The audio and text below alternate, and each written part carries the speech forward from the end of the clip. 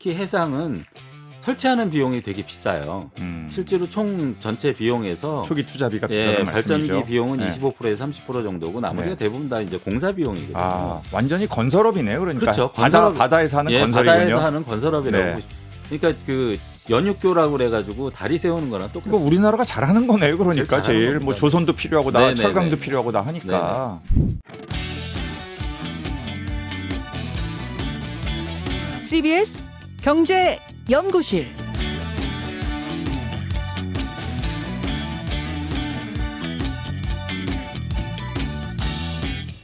안녕하세요. CBS 경제연구실입니다.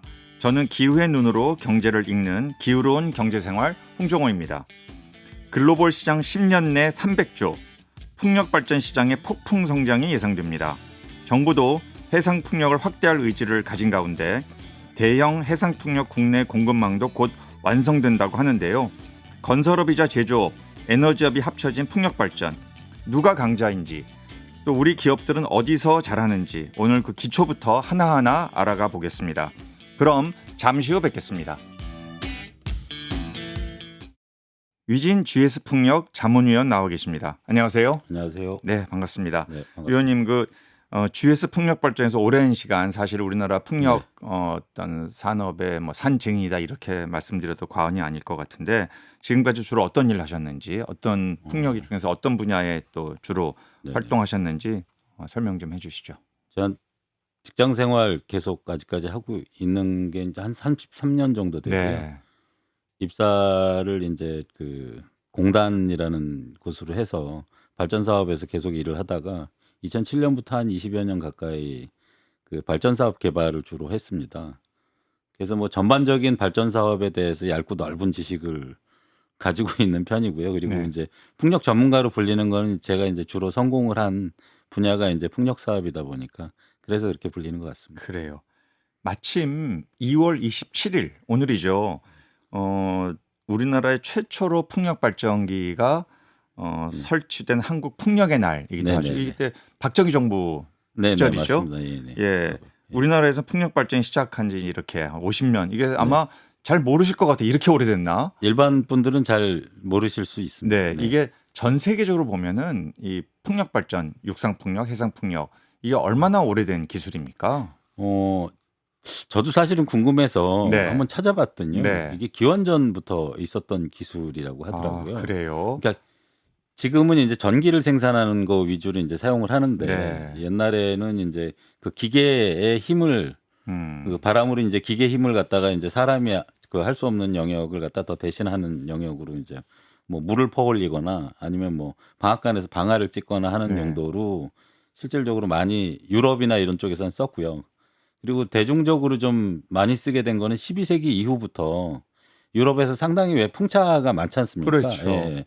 유럽도 그렇고 뭐 저 그 독립 전에 이제 미국도 그렇고 이제 그런 곳에서 노동력을 대신해서 이제 쓰는 용도로는 계속 써왔고 그러다가 이게 이제 전력 설비처럼 이렇게 본격적으로 전 세계에 이제 일반 상용화된 설비로 보급되기 시작한 거는 그 암만 해도 이제 교토의정서 1990년대 네. 교토의정서 이후에 이제 유럽의 대규모로 이제 재생에너지가 보급이 되고 하면서 그때부터 이제 상용화가 좀 진행이 많이 그러면 됐습니다. 그 아까 제가 처음에 말씀드렸던 국내에 최초에 설치된 풍력 발전기 이거는 규모는 상당히 작았겠어요. 그건 이제 그죠? 테스트용으로 테스트용으로. 예, 이제 그래요. 설치를 해서 테스트를 해본 거고요. 사실은 그때부터 만약에 그때 이제 에너지 저희 우리나라의 그 그렇죠. 에너지 위기 때문에 이게 이제 석유 파동 네, 직후 아닙니까? 석유파동에 초기에 이제 그거를 갖다 대응하고자 과학적으로 접근을 했던 거고 사실 그게 많이 더 이제 좀 확산이 됐다면 기름값이 안 떨어지고 좀 고공을 유지하면서 네. 이제 확산이 됐다면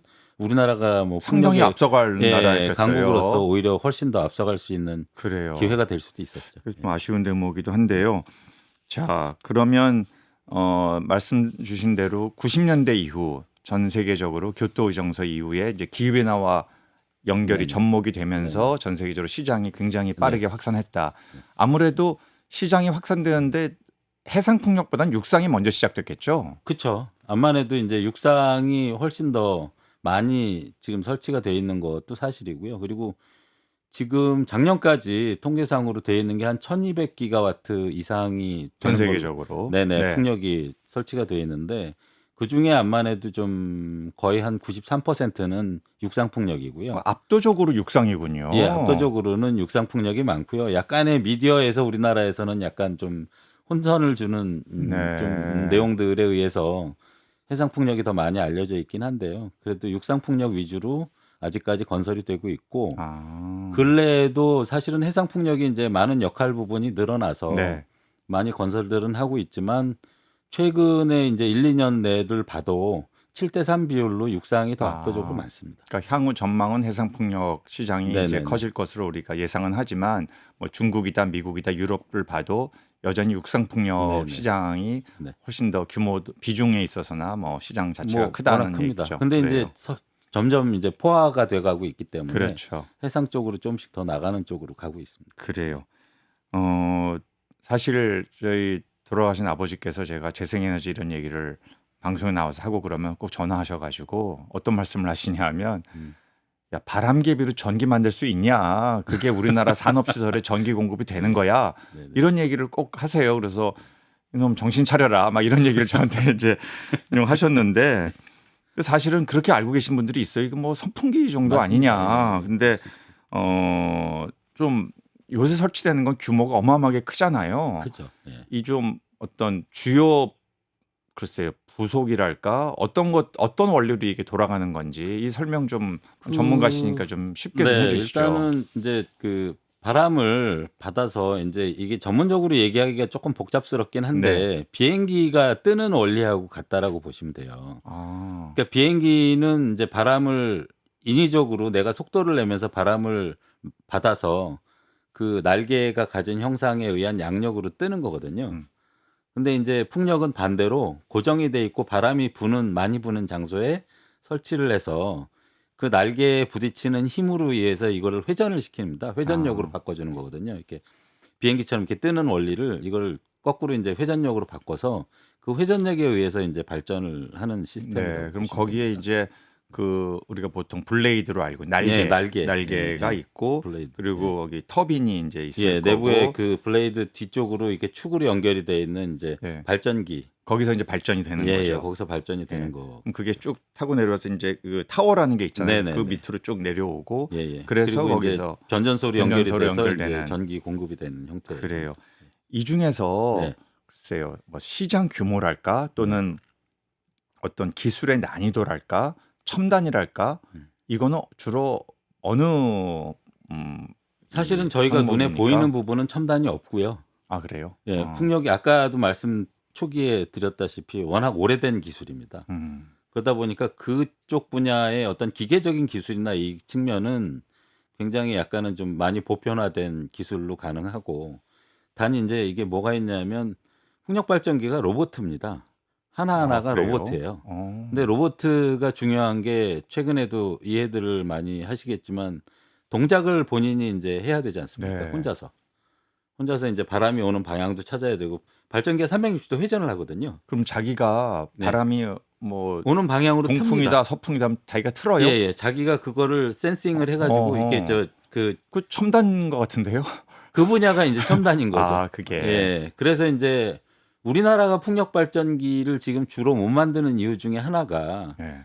기계 장치를 못 만드는 게 아니고요. 기계 장치는 우리나라의 기술력으로는 세계 최고 수준으로 그러니까 만들 수 우리가 있는데 가령 블레이드는 예. 최고 그런 것도 수준으로 잘 만들 수 있습니다. 만들 비행기 수 있어요? 날개를 만들 수 있는 그렇죠. 수준의 우리나라 비행기 날개 만들거든요. 네. 비행기 날개를 만들 수 있는 국가에서는 그 정도의 설계는 얼마든지 할 수 있고요. 근데 이제 단지 문제라고 하는 거는 그 프로그램. 걔가 작동을 하기 위한 프로그램이 좀 쌓여야 되는 거예요. 데이터가 데이터가 많이 쌓이고 경험이 그거에 쌓여야 의해서 되는군요. 경험이 쌓인 거를 가지고 이제 그 프로그램을 갖다가 계속해서 이제 조정을 해 나가고 하는 것들이 그게 이제 중요한 포인트거든요. 네. 근데 그거를 하기 위해서는 시장에서 많이 키웠어야 되는데 우리나라 아직 시장이 좀 풍력 그래요. 시장이 그렇게 여유롭게 크지가 못해서 그 어쨌든 그런 제가 측면이 있습니다. 제가 모두의 이제 풍력 시장이 앞으로 굉장히 커질 거다. 네네네. 그럼 결국은 지금 말씀하신 이게 풍력 발전기가 여러 부품으로 이제 이루어져 있는데 그 각각의 대표 주자랄까? 네, 대표 예. 기업들도 있을 것 같아요. 네. 전 세계적으로. 뭐 국내 네. 기업도 있을 수 있고요. 그런 어, 것도 좀 얘기를 해 보통 주시면 이제 풍력 상당히 재밌을 것 발전기 같아요. 회사라고 얘기를 하면 네.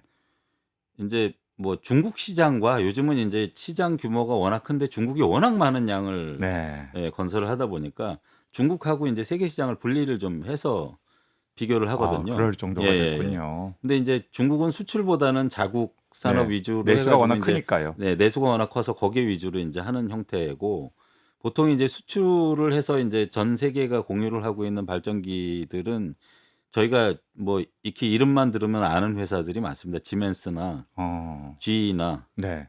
그리고 저기 뭐냐 이 베스타스라고 해 가지고 인제 그런 덴마크에 회사들이 있는 주로 회사들. 만드는 게 그 블레이드, 날개를 만듭니까? 아니면 그 터빈, 그 모터 그러니까 이 거기선 발전하는 시스템 설계를 자기네들이 하고 설계를요? 예, 아까 말씀드린 그 뇌에 네. 해당하는 그 프로그래밍을 갖다 자기네들이 직접 하고 그러니까 반도체로 그리고 치면은 이제 설계를 하는 그렇죠. 거군요. 예.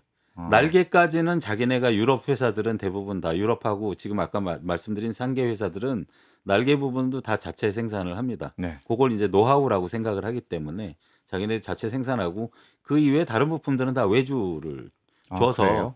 조립을 해서 이제 공급을 하는 형태라고 보시면 네. 타워라는 게 이게 결국은 굉장히 높게 특히 네. 이제 해상 풍력은 높잖아요. 네네네. 이쪽은 어떻습니까? 타워는 이쪽은 뭐 첨단이라고 보기는 첨단이라고 보기에는 좀 어렵지만 그 세계에서 제일 큰 타워 회사가 우리나라 회사거든요. 그래요. 예, CS 윈드라고. 네. 그곳이 이제 그렇게 크게 된 이유도 사실은 발전기를 계속 사이즈업을 시키고 있거든요. 그러니까 크기가 커질수록 효율성이 좋아지고 공사하는 포인트가 하나를 꽂더라도 이제 여러 개를 꽂는 거와 동일한 효과를 거두게 되니까 네. 그 부분을 갖다가 이제 강조를 하다 보니까 계속 이제 설치를 발전기를 키우면 그거에 따라서 이제 타워도 계산을 해 가지고 계속 커져야 되지 않습니까? 그럼 결국은 뭐 지멘스나 오스테드 같은 이런 이제 거대 풍력 회사들이 잘 어느 지역에 어느 땅에 어느 바다에 딱 맞는 해상 풍력 발전기는 이런 거다 네. 설계를 해가지고 하면은 이제 말씀하신 CS 윈드 같은 데서 거기에 설계를 맞는 해서 공급을 맞춤형 그러한 네네. 타워를 공급을 제조를 하죠. 하는 거군요. 제조를 해서 공급. 아, 그래서 그걸로 인해서 발전기 공급사 그 시스템 회사들의 그 부분을 덜어준 거죠. 네. 그래서 그 부분은 지금 세계 최고 수준이라고. 결국은 그렇게 외주를 하는 거네요. 그러니까 외주를 다 하는 겁니다. 예, 네. 그래요. 그 제가 현장도 가봤거든요. 해상 풍력은 네네. 바다에 깊숙이 박아야 이게 이제 고정식이라고 하잖아요. 박아야 네네. 이게 네네. 흔들리지 않으니까 이게 네, 흔들리면 맞습니다. 큰일 나니까 네네. 이쪽도 역시 외주를 받아서 하겠네요. 그럼요. 여기는 잘하는 기업이 어디가 있습니까? 거기는 지금 국내에서는 SK 오션 플랜트라는 회사가 이제 자켓 주로 굉장히 많이 생산하고 있고 전 세계적으로는 어때요?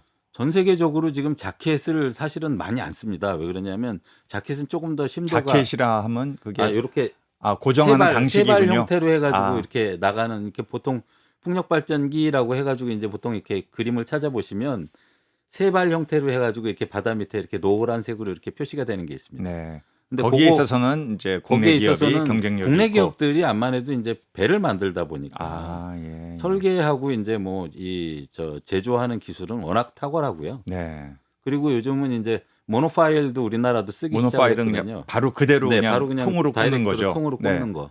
하나로 해고 타워와 비슷하지만 그거보다 더 높은 강도와 이제 내식성이나 이런 것들을 갖춰야 되는 그것도 이제 국내에 이제 GS 엔텍이나 다른 뭐 현대 같은 경우도 생산을 하는 회사가 있고요.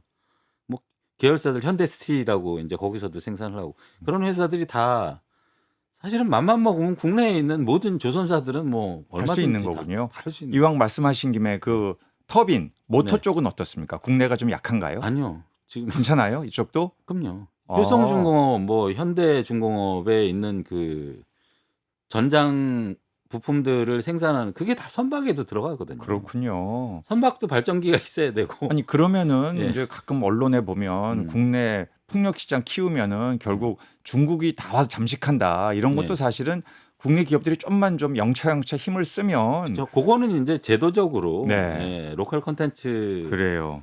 갖다 좀 조정을 하면 얼마든지 가능한 일이죠. 아, 그렇군요. 예. 상당히 말씀 들으니까 좀 뭔가 힘도 생기는 것 같고 정부가 정책을 잘 하면은 국내 시장도 굉장히 빠르게 커지면서 거기에 상응할 수 있는 국내 기업들도 거기에 네. 경쟁력을 키우면서 시장 규모도 커질 수 있다 이런 생각을 하게 되네요. 결국은 발전 사업을 많이 늘려서 네. 시장이 커지면 얼마든지 제조업들한테 이제 많은 기회가 더 생길 수는 있는 네. 건 맞습니다. 그 자문위원께서는 그동안에 오랫동안 이제 풍력 산업에 종사하시면서 육상, 해상 어느 쪽으로 주로 저는 주로 활동하셨습니까? 육상을 했고요. 네. 해상도 이제 개발을 하려고 사실은 몇 개 프로젝트를 운영을 좀 해봤었는데 이제 여건이 조금 좀 부족해서 그래서 약간은 좀 여건이라 하면 그 음, 회사 내부 아니면은 어디 시장 그러니까 전체. 시장 전체에서 아. 그러니까 그 뭐라 그러나 인허가라는 절차가 어느 너무 오래 정도 이제 걸리죠. 규정이 예. 눈에 보이는 형태라야 되는데 이 육상은 그게 좀 복잡지만 틀이 잡혀 있습니다. 근데 이제 해상은 아직까지 이제 올해 이제 해풍법이 다음 달부터 이제 발효가 되는 걸로 알고 있는데 네. 그게 좀 구체화되기 전에는 약간 좀 흐릿했거든요. 네. 그러다 보니까 이제 좀 많은 프로젝트들이 개발을 하려고 애는 썼지만 실제로 인허가를 받아서 이행이 된 실적이 적거든요. 그게 이제 제도적인 측면이 약간 미비되다 보니까 그런 측면이 있는 거죠. 그래요. 그러면 다른 풍력 산업 선진국의 그런 전례를 따르자면 국내에서도 해상 풍력 이전에 육상 풍력이 더 활성화되는 이게 자연스러운 흐름일 텐데 네네. 국내 시장은 어땠습니까? 국내는 일단 육상 폭력을 하다 보니까 이게 모두가 다 낯선 우리 국민, 방식이거든요. 정치인 주민도 네. 그렇고 뭐 사실은 뭐 땅 위에다가 특히 이제 산에다 우리나라 산지가 네, 많다 보니까 그렇죠. 산에다가 이제 발전기를 갖다가 이제 꽂는 거에 대한 환경 하시는 단체 환경 분들의 이제 단체의 반발. 반발도 좀 있으셨고 그리고 이제 그런 것들을 산에다 직접 그렇게 하는 거를 갖다가 이제 환경 당국이나 이런 데도 안 해본 거지 않습니까? 네. 그러다 보니까 이렇게 주저주저 하다 보니까 조금 어려웠죠. 아, 그러다 보니까 바다는 좀 편하지 않을까 그러고 이제 우리나라에서 이제 문재인 정부 때도 육상 풍력보다는 해상 풍력 위주로 해서 우리는 좀 하는 게 맞지 않겠냐라는 약간은 좀 편리성에 네. 의존이 된 내용들로 이제 좀 전가가 됐었는데 근데 실제로 해보면 그렇지 않거든요. 아, 바다가 훨씬 복잡합니다. 복잡하고 비싸고 사실은 네, 단가도 비싸고. 그죠? 그러니까 결국은 국내에서도 정책을 잘 펴서 육상 풍력 시장을 활성화시키는 것이 굉장히 중요한 면이에요. 중요한 면이 있습니다. 네, 그러니까 그래요. 전기 가격을 갖다 좀 안정화시키기 위해서는 그렇죠. 육상 뭐 위주로 개발. 아무리 해상 풍력의 경쟁력이 높아진다고 하더라도 이게 단계가 있는 법인데 네네네. 해상 풍력이 뭐 상식적으로 봐도 땅에다 꼽는 거고 바다에 꼽는 거는 당연히 원가에서 차이가 나겠죠. 네네네. 그래요. 자, 이 또 국내에서도 정부에서도 상당히 큰 이제 해상 풍력 단지 조성하겠다. 지금도 뭐 저 전남권에서는 네네네. 설치가 되고 있죠. 그런데 그 이 풍력 발전기 하나를 이렇게 보면 과거에는 뭐 3메가다, 6메가다 이런데 요새는 뭐 15메가다 막 근데 우리나라도 좀 20메가를 계획하고 있다고요. 지금 최대로 나온 게 중국에서 20메가와트짜리가 나와 있고요. 20메가면은요. 이건 해상 풍력이겠죠. 해상 아마도. 풍력입니다. 이게 규모 좀 설명을 좀 그림이 없어서 그런데 설명을 이게 어느 정도 이게 네. 20메가와트 정도가 되려면 날개의 직경이라고 얘기를 하는 게 보통 한 290m 정도. 아, 300m 가깝군요. 직경이 300m에 네. 육박을 하는 거고요. 직경이라면 그리고 이제 이게 날개가 세 개니까 예. 이게 쭉 돌아가는 이 네네, 원형을 이 그릴 원형으로 텐데요. 이제 돌아가면서 이제 이 도는 그 직경이 원의 직경이 한 그 정도 되는 거고. 상상이 안 되네요. 지금 그러니까 국내에 그 설치되고 있는 발전기 건 뭐 크기가 네. 63빌딩만 하다고 보시면 됩니다. 63빌딩이요? 예. 그러니까 국내에 설치되는 거 한 뭐 110m, 120m 해상 풍력 예, 최근에 예, 그렇죠. 예. 그러니까 이거보다 2배 이상이 커진다는 거예요. 거의 그렇게. 어마어마한 규모. 이걸 또 우리 정부가 이제 계획을 세운다는 얘기예요. 그렇습니다. 네. 지금 왜 그러냐면 이제 지금 다른 부분을 캐치업하기에는 이미 지금 상용화가 돼 있는 게 15메가와트급이 상용화가 돼서 15메가 정도는 그냥 자연스럽게 설치가 되고 15메가, 있군요. 14메가와트 정도의 사이즈가 날개 길이 한 200, 한 5, 60m 정도 되는 것들이 네. 그게 이제 지금 상용화가 돼서 이제 그 설치를 하고 있거든요. 유럽이나 네, 이런 예. 쪽에. 그러다 보니까 이제 중국은 그거보다 조금 더 앞선 거를 갖다 만들어 보겠다고 해가지고 지금 테스트를 하고 있는 정도로 이해를 하고 있고요. 네. 그러니까 우리나라도 이제 캐치업을 하기 위해서는 그거를 갖다가 이제 개발을 집중을 하겠다라는 쪽으로 그래요. 하고 있는 이렇게 거죠. 키운다는 거는 그만큼 비용 대비 산출, 그러니까 전력 네. 생산량이 많아서 효율성이죠. 네. 훨씬 더 단가를 떨어뜨릴 수 있다 네네, 이런 비용 기대감이겠죠. 효율성입니다. 네. 이게 그냥 좀 예를 들어 설명을 해주신다면 한 5메가짜리 발전기, 네. 풍력 발전기하고 20메가짜리는 전력 생산의 차이가 어느 정도 나는 겁니까? 그러니까 효율성이라고 네. 얘기를 하는 거를 보면 이제 5메가와트짜리를 4기를 설치를 하는 거와 똑같지 않습니까? 그렇죠. 양은 양은 네. 똑같은데 근데 이제 20메가와트짜리는 한 기만 공사를 하게 되는 거지 않습니까? 그렇죠. 그리고 특히 해상은 설치하는 비용이 되게 비싸요. 실제로 총 전체 비용에서 초기 투자비가 비싸다는 발전기 말씀이죠. 비용은 네. 25%에서 30% 정도고 나머지가 네. 대부분 다 이제 공사 비용이거든요. 아, 완전히 건설업이네요. 그러니까 그렇죠. 바다에서 하는 건설이군요. 바다에서 하는 건설업이라고 네. 그러니까 그 연육교라고 그래가지고 다리 세우는 거랑 이거 똑같습니다. 우리나라가 잘하는 거네요. 그러니까 제일 잘하는 제일 뭐 겁니다. 조선도 필요하고 나 네네네네. 철강도 필요하고 나 하니까. 그래서 그런 부분들이기 때문에 그래서 그 포인트를 다리바를 여러 개 만들면 암만 해도 힘들지 않습니까? 네, 돈도 네. 비싸요. 네. 그러니까 그 다리바를 적게 만들기 위해서 현수교처럼 쓰는 것과 같은 거와 마찬가지로 규모를 갖다가 크게 해서 하나만 꽂는 거냐 아니면 작은 걸 4개 꽂는 거냐 뭐 이런 차이라고 보시면 됩니다. 그래요. 예. 저도 이렇게 말씀 들으니까 뭐 우리나라도 좀 앞으로 시작은 매우 늦었지만 해상풍력 좀 따라갈 수 있겠다 또는 뭐 앞서갈 수 있겠다 이런 기대감을 좀 가져도 되는 네, 겁니까? 그럼요. 이 부분은 캐치업하기가 더 쉽고 시장에 이제 많이 우리가 생산한 발전기들이 많이 꽂히면 아까 말씀드린 그 데이터들도 계속 수집이 되거든요. 아, 그리고 뭐 해외로 나가려면 이제 그 나라의 데이터들도 좀 필요하겠으나 네. 일단은 우리나라의 어떤 형편에 맞는 기상 조건이나 바람 상황에 맞는 어떤 그런 것들 프로그램을 갖다가 제대로 해서 하게 되면 뭐 금세 따라잡는 거는 뭐 예. 예. 자문님 보시기에 뭐 오랫동안 30년 이상 벌써 네네. 이 분야에 종사를 하셨기 때문에 사실은 제가 듣기로는 기업들 입장에서도 정부 정책이 하도 오락가락하니까 네. 이게 투자에 대한 불확실성이 너무 높아서 네네. 지금까지 이렇게 흘러왔다 이런 이야기를 제가 맞습니다. 네. 사석에서 좀 들었거든요. 현 정부가 이 재생에 특히 이제 해상풍력에 대한 의지가 이제 분명하다고 여러 번 천명도 하고 법도 통과가 됐는데요. 네네네. 제일 병목 이거는 반드시 풀어야 된다. 현 정부가 빠르게 라는 게 있다면 어떤 거를 꼭 지적하고 싶으세요? 지금 사실은 이게 우리나라 국민들의 대부분의 이제 갖고 계신 이 성정이 급하죠. 네. 빨리빨리가 있는데 사실은 이게 사업이 시장화가 되고 성숙도를 갖다 갖기 위해서는 단계가 좀 있어야 되거든요. 네. 근데 이제 유럽이나 중국 같은 데들은 이미 성숙 단계에 들어가 있는 시장이 돼 있고요. 우리는 아직도 초기 단계의 시장입니다. 그러면 이제 가격 정책이나 여러 가지 어떤 그 시스템을 구축하는 데 들어가는 비용이나 초기 비용들이 아직은 다 투입이 안 됐다는 얘기거든요. 네. 그럼 좀 비쌀 수밖에 없죠. 네. 그럼 그 부분을 좀 이해를 하고 받아주셔야 되는데 암만 해도 전기요금을 갖다가 이제 계속 이렇게 싸게 유지를 해야 되는 정부의 정책 속성상 그 시장을 그렇게 이렇게 확 여유 있게 열어주시는 거를 잘 못하시더라고요. 그러다 보니까 그 부분에서 뭐 사실 돈 되면 다 하죠. 기업은 뭐 돈을 벌어야 되는 속성이 있기 때문에 돈이 잘 벌린다 그러면 다 하죠. 근데 건설은 다 하려고 그러는데 사업자로 그거를 20년, 30년을 운영하는 사업자들이 나서야 되지 않습니까? 그렇죠. 근데 거기에 대한 수익성이 예, 결국 확실하다라고 얘기를 못 하다 보니까 그럼 말씀 들어보니까 이거는 시장 제도랄까 뭐 요금 구조 뭐 이런 문제 같아요. 그렇죠. 예.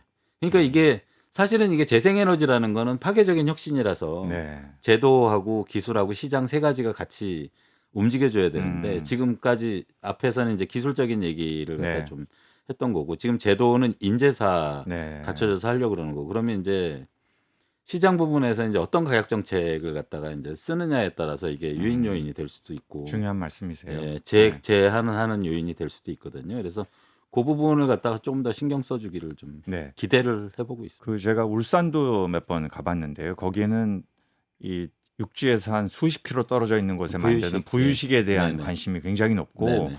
갔더니 뭐 최대 10기가와트까지 이거는 예, 예. 제가 못 들어본 우리나라 해상풍력 규모여서 예, 예, 네. 부의식과 고정식 요거 간단하게 설명 좀 해주시죠.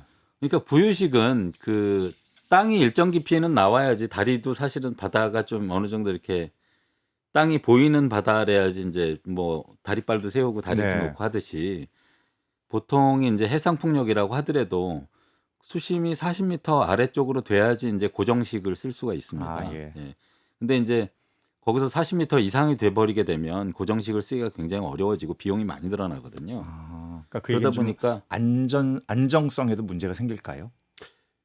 굉장히 깊게 이제 그렇죠. 들어가야 되니까. 안정성에도 암만해도 좀 문제가 생기고 여러 가지 영향을 받을 수가 있고 비용이 기하급수적으로 좀 늘어나는 측면이 비용이. 좀 있습니다. 네. 그러니까 건설 비용이다 네, 보니까. 네. 그래서 그런 측면에서는 그 유리한 측면이 또 있다라고 얘기를 할 수도 있고요. 그리고 이제 그 바다가 먼 바다일수록 바람이 굉장히 안정적으로 세게 붑니다. 그러다 보니까 그렇겠죠. 그거를 이용하게 되면 그 풍력 발전기의 이용률이라는 것이 설비 이용률이라는 것이 이제 그 알겠어요. 매출액과 수익에 굉장히 큰 영향을 미치는데 음. 그 부분에 굉장히 장점이 있습니다.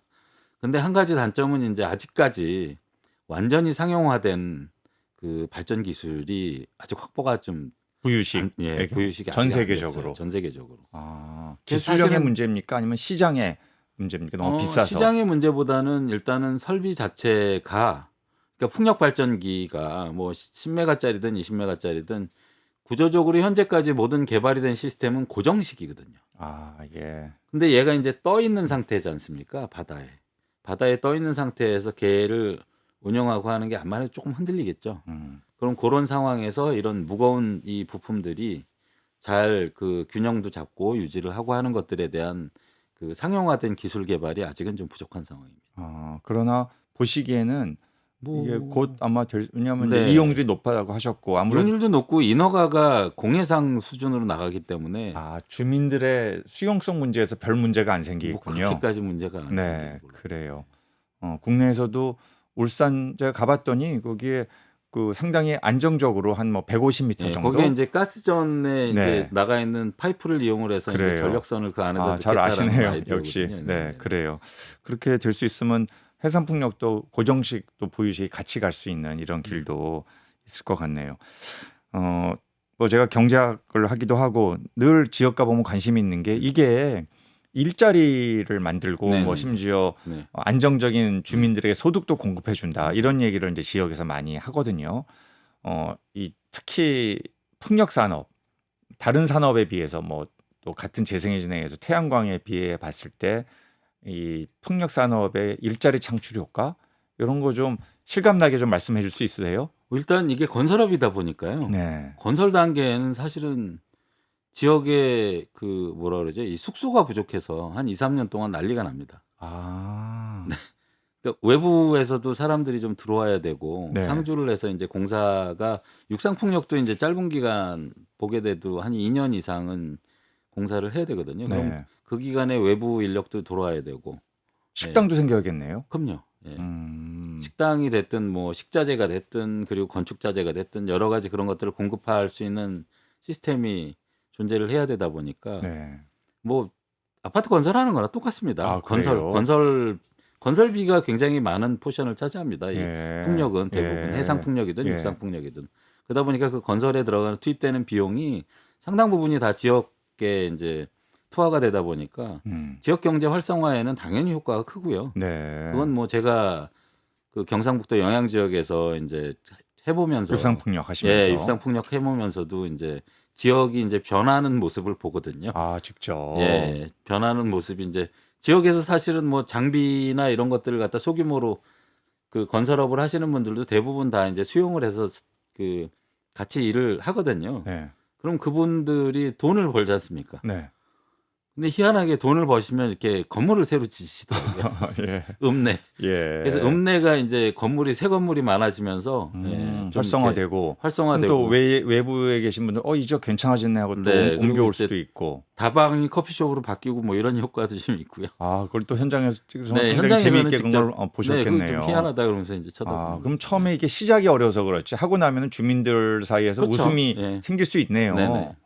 그리고 그래요. 하기 전에는 이제 두려우니까 경험해 보지 않은 네. 설비가 들어온다 뭐 이런 것들 때문에 민원이 굉장히 많이 생기고 했지만 실제로 저희가 가동하고 나서 이제 민원이 생긴 사례가 거의 없습니다. 아, 해상풍력도 지역의 주민들, 어민들에게 실질적으로 이 사업 과정에서 도움이 되는 게 있습니까? 사업 과정에서 기본적으로 일자리라든지. 도움이 되는 게 이제 선박 운영을 계속해야 되지 않습니까? 아. 그 선박 운영에 대한 거를 갖다 대부분 제가 현재 이해를 하고 있는 거로는 지역의 어촌계라고 얘기를 하는 네. 쪽에 사업권을 줍니다.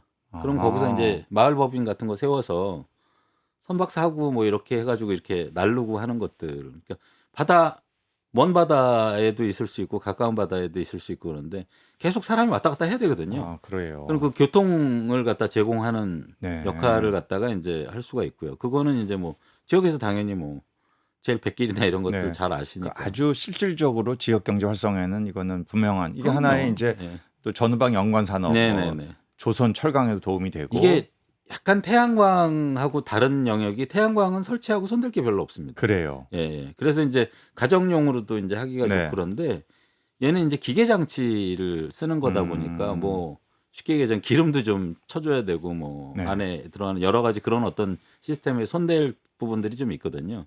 그럼 그런 부분들에서 이제 사람도 좀 많이 왔다 갔다 해야 되고 점검도 해야 되고 이런 것들에 대한 알겠습니다. 네, 네. 포인트가 좀 많죠. 네. 자, 이제 시간이 다 돼서요. 한 가지만 간단히 좀 말씀을 해주시면 좋겠는데 한국 풍력 발전, 육상이든 해상이든 이게 이제 앞으로 빠르게 좀 성장하기 위해서 제일 큰 관건 뭐다 한 가지만 말씀을 좀 해주시죠. 시장 설계가 제일 중요합니다. 아, 시장 설계가. 예. 그러니까 그리고 이제 그 아까도 파괴적 혁신이라고 그랬는데 기존에는 이제 머물러 있는 발전소들이 대부분인데 이게 굉장히 풍력 같은 경우는 에리어가 큽니다. 뭐 육상 풍력도 능선에 주로 이제 설치를 하는데 능선 길이가 보통 한 4km씩 되고 막 이러거든요. 네. 이 발전 단지 이렇게. 그러니까 이제 그 감이 좀 다르죠. 그러다 보니까 약간의 거부감도 있지만 그리고 요런 형태로 생산하는 것들에 대한 시장에서의 평가나 가격 이게 지금은 조금 비쌉니다. 근데 이게 금세 떨어지거든요. 그게 이제 유럽이나 다른 나라들이 다 전부 보여준 다, 예, 거죠. 다 보여주고 맞아요. 있고. 예. 네. 그래서 그 부분을 잘 좀 이끌어 주기를 네. 정부에서 제도적으로 결국은 정부 기후부의 역할입니다. 네네 그렇죠? 기후부에서 제도적으로 잘 이끌어 주기를 바랄 겁니다. 네, 자 여기까지 듣겠습니다. 네. 지금까지 위진 GS 풍력 자문위원이었습니다. 고맙습니다. 네 감사합니다.